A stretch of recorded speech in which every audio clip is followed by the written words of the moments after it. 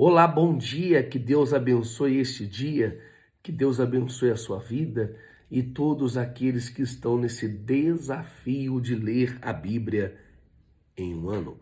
Nós vamos agora falar de Ezequiel capítulo 4, 5 e 6. O capítulo 4, proposto aqui é ilustrar o cerco de Jerusalém e o julgamento eminente de Deus sobre a cidade, né? Através de símbolos executados pelo o profeta. Ele descreve aqui um conjunto de atos e de símbolos ordenados por Deus para Ezequiel, que vai mostrar que o cerco eminente de Jerusalém, né, e o julgamento que sobrevirá o povo. Então aqui Ezequiel é instruído a desenhar o diagrama de Jerusalém em um tijolo e a cerca como um modelo de cerco, simbolizando o que acontecerá com a cidade. Então Deus ele pede para Ezequiel ilustrar aqui como que vai ser o cerco. E Ezequiel ele começa a ilustrar aqui do verso 1 até o verso 4. Deus ele sempre falou com os profetas, com expressões proféticas, com atos proféticos. Aqui nós vamos ver que Deus pede a ele para ilustrar o cerco de Jerusalém, do verso 4 ao verso 8, né? Então, deixa eu falar aqui do capítulo 4, do verso 1, que diz assim: agora, filho do homem, apanhe um tijolo, coloque em sua frente. Então aqui ele está ilustrando. E nele desenha a cidade de Jerusalém. E em seguida cerque e ergue obras de cerco contra ela. Construi uma rampa, monte de acampamentos e ponha arietes ao redor dela. Depois apanhe uma panela de ferro, coloque-a com um muro de ferro entre você e a cidade e ponha-se de frente para ela. Ela estará cercada e você a sitiará. Isto será um sinal para a nação de Israel. Então, Deus pediu para Ezequiel fazer essa pequena ilustração, mostrando como que vai ser o cerco em Jerusalém. O verso 4 até o verso 8, ele vai deitar do lado, sobre o lado esquerdo, por 390 dias, representando os anos do pecado de Israel. E depois, sobre o lado direito, por 40 anos, representando os pecados de Judá. Então, você aqui, nós vamos perceber, eu e você, que não é apenas uma mensagem oral que Deus está falando. Deus quer que o profeta também viva esta mensagem. Então, aí durante este tempo, o profeta deve comer pão com ingredientes incomum, cozido sobre o esterco humano. Então, olha só a situação, né? Simbolizando aqui a escassez de comida e a impureza que virá durante o cerco, né? E depois Deus permite que Ezequiel, para fazer esse pão, use esterco de vaca em vez de esterco humano. Mas o simbolismo aqui da severidade do julgamento permanece firme e forte.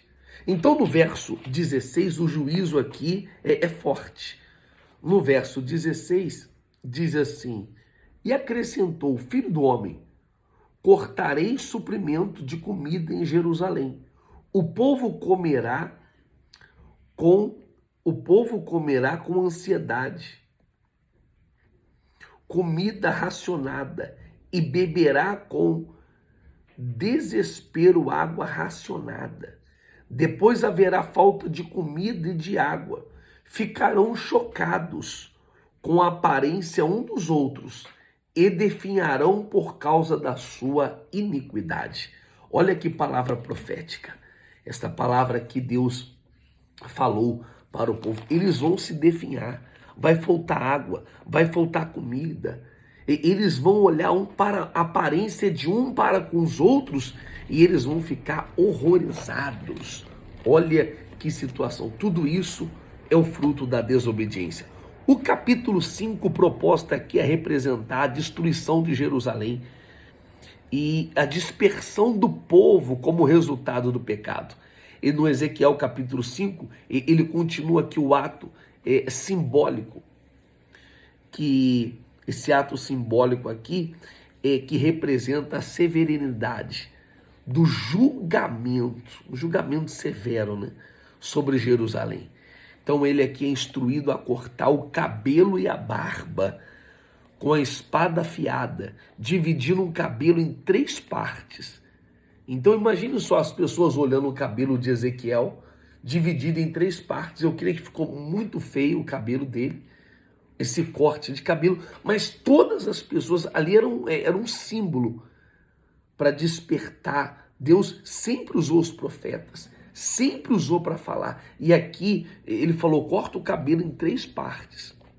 Então Deus quer falar aqui de uma forma intensa, não só com palavras, mas através aqui do corte de cabelo de Ezequiel. Que diga de passagem ficou muito esquisito, mas aquilo tinha um propósito, algo a ser comunicado. Do verso 2 até o verso 4, do capítulo 5, diz assim: quando os dias do cerco da cidade chegar ao fim, queime no fogo 1/3 do cabelo dentro da cidade. Pega 1/3 e corte-o com espada ao redor de toda a cidade. Espalhe 1/3 ao vento, porque eu os perseguirei com a espada desembainhada. Mas apanhe umas poucas mechas de cabelo e esconda-as nas dobras de sua roupa, e destas ainda pegue algumas e atire-as ao fogo, para que se queime. Dali o fogo se espalhará por toda a nação de Israel. Assim diz o soberano Senhor. Esta é Jerusalém, que pus no meio dos povos, com nações e o seu redor. Contudo, a sua maldade, ela se revoltou contra as minhas leis e contra os meus decretos, mais do que os povos e as nações ao redor. Então, Israel se rebelou e a atitude do povo de Israel era pior do que as nações que estavam ao seu derredor. Isso entristeceu muito a Deus, muito mesmo. Então Deus declara aqui que Jerusalém se tornou a nação mais rebelde de que todas as nações ao redor. E por isso, aqui é o julgamento, né? Sem precedentes. Então a profecia continua detalhando a intensidade do julgamento, incluindo fome que levará o canibalismo. É muito forte, né? E a espada que cortará muitos e a dispersão dos sobreviventes entre as nações.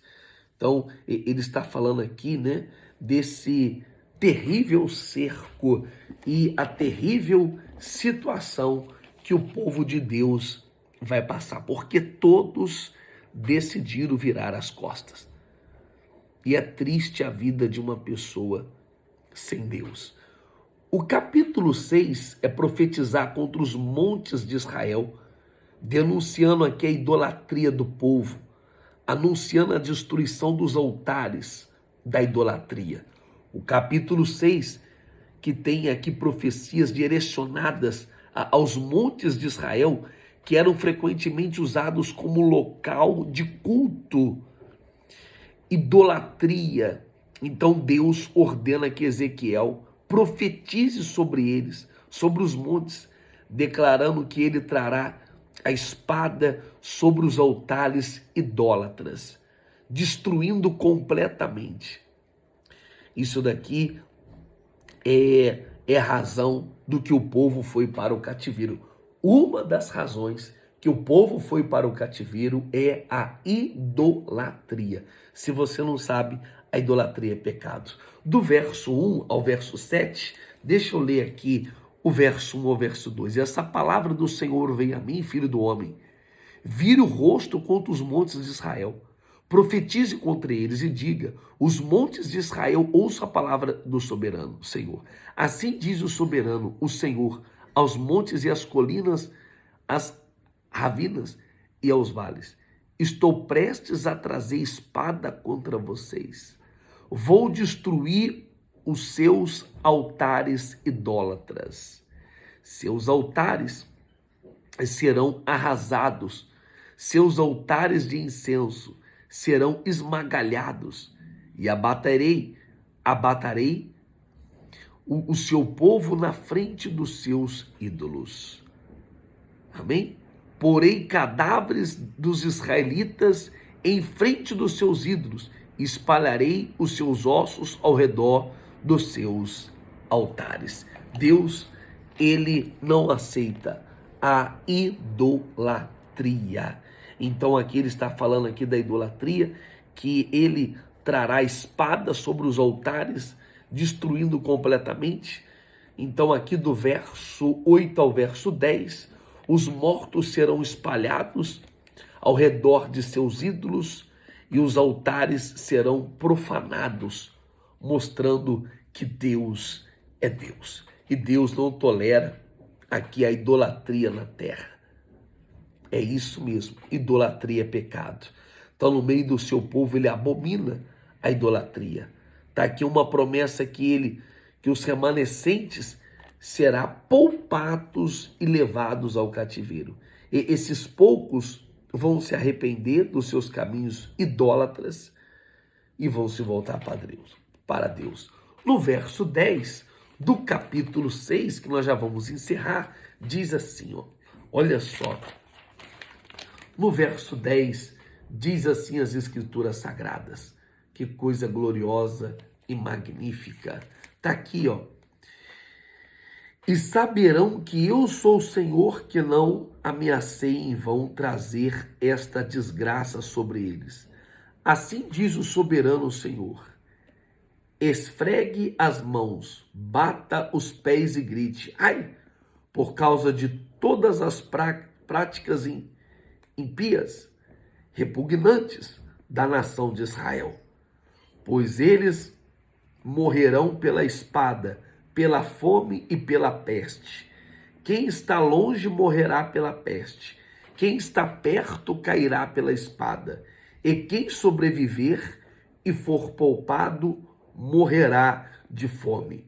Assim enviarei a minha ira sobre eles. Olha só, pior coisa é cair na mão de Deus. O capítulo termina com um aviso solene, que a destruição é certa e o povo saberá que Deus é o Senhor quando o seu julgamento se cumprir. Amém? Então, mais uma vez, a gente vê aqui o profeta levantando e falando da idolatria. Então, nós temos que fugir da idolatria. A idolatria é pecado. Pastor, o que é idolatria? É tudo aquilo que toma o coração de Deus no meu e no seu coração. E assim terminamos mais 3 capítulos nessa manhã. Que Deus abençoe o seu dia, essa semana. Essa semana promete, hein? Uma semana de bênçãos e de vitórias. Pode ter certeza disso. Amanhã vamos estar aqui, se Deus permitir, nesse mesmo horário e nesse mesmo canal. Um beijo no seu coração. Deus abençoe a todos e até mais.